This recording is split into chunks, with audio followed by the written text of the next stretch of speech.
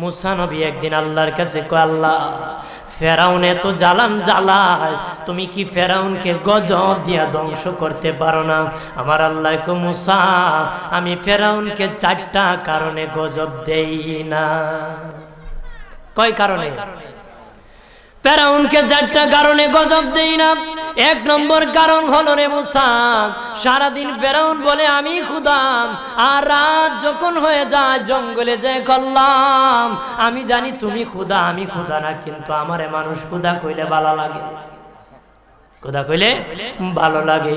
প্রভু তাই তুমি বিরক্ত হইয়া আমার উপর গজব দিও না। আল্লাহ বলে, মুসা রে, ওই ফেরাউনের রাত্রির দুয়ার কারণে আমি আল্লাহ তার উপর গজব দেই না। 2 নম্বর কারণ হলো, আরে মুসা তোমার মুখে দাড়ি, ফেরাউনের মুখে দাড়ি, তোমার বরণের জুব্বা, ফেরাউনের বরণের জুব্বা, তোমার মাথায় পাগড়ি, ফেরাউনের মাথায় পাগড়ি। আমি যদি গজব দিই, জুব্বার বেজ্জতি হবে, পাগড়ির বেজ্জতি হবে, দাড়ির বেজ্জতি হবে। মুসা রে, ওই জুব্বার পাগড়ির ইজ্জত রক্ষার কারণে আমি আল্লাহ ফেরাউনকে গজব দেই না।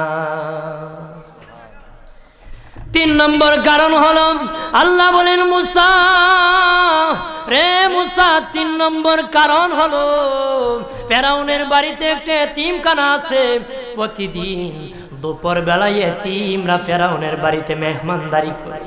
তারা খাওয়ার পরে আমি আল্লাহর কাছে দোয়া করে, আল্লাহ তুমি যদি গুসা হয়ে ফেরাউনকে গজব দিয়ে ধ্বংস করে দাও, আমরা এতিমকে কে খাওয়াইবে রে আল্লাহ, আমাদের দোয়ার বরকতে ফেরাউনকে গজব দিও না।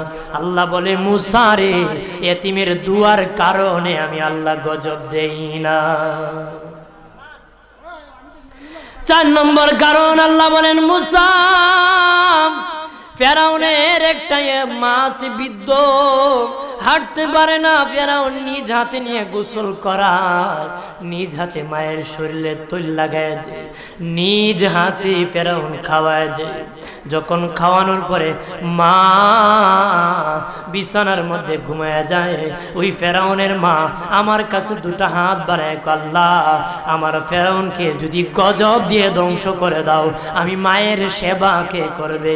আল্লাহ বলেন, মুসা রে, ফেরাউনের মায়ের দুয়ার কারণে আমি আল্লাহ গজব দেই না।